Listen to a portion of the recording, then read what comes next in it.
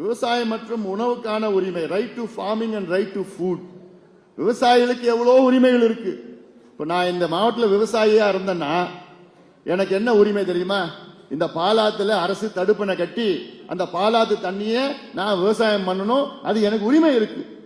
ஏன்னா என் மண்ணில் தான் ஆறு போகுது, அந்த ஆத்து தண்ணி நான் பயன்படுத்துவதற்கு எனக்கு உரிமை இருக்கு.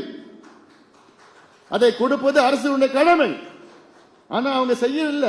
ஏன் தடுப்பணை கட்டல? அங்க மண்ணு கொள்ளை அடிக்க முடியாது, மணல் அள்ள முடியாது. இவங்க எல்லாம் காலங்காலமா மணல் கொள்ளை அடிக்கிறதுக்காக நான் இங்க விவசாயம் பண்ண முடியல என்னால. இந்த மாவட்டத்தில் தோல் பதனிடும் தொழிற்சாலைகள் இருக்கு.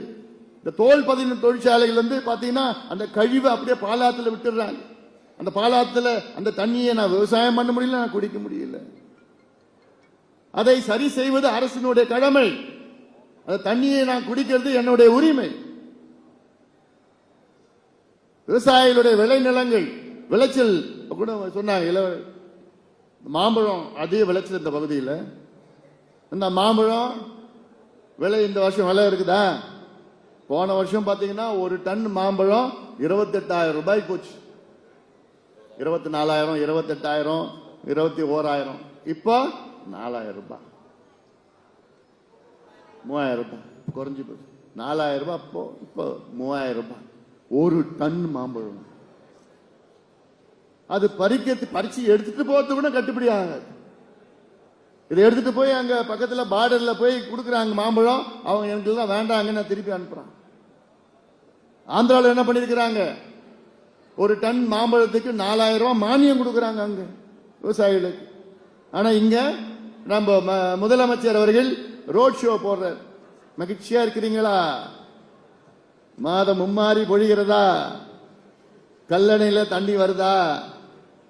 இங்க விவசாயிகள் கஷ்டத்திலையும் கடன்லையும் கயிற்றுல தொங்கிட்டு இருக்கிறாங்க, மகிழ்ச்சியா இருக்கிறாங்க.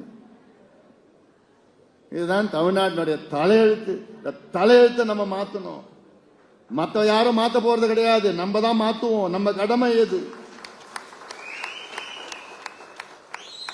இதுதான் உரிமைகள் சொல்ற உரிமைகள். இது எல்லா உரிமைகளும் இருக்குது இல்ல, ஆனா உங்களுக்கு தெரியல. அதுதான் நான் தெருத்துறா வரப்போறேன். நான் எல்லாம் வந்து மக்களை வாங்க, இது பாட்டாளி மிஷன், எல்லா மக்களும் வாங்க. அனைத்து தரப்பு, அனைத்து சமுதாயம், அனைத்து மதத்தினை, அனைத்து எல்லா தரப்பு மக்களும் வரணும். வளர்ச்சிக்கான உரிமை, ரைட் டு டெவலப்மெண்ட், அது எல்லாமே மொத்தமா நீடித்த வளர்ச்சி இருக்கணும்.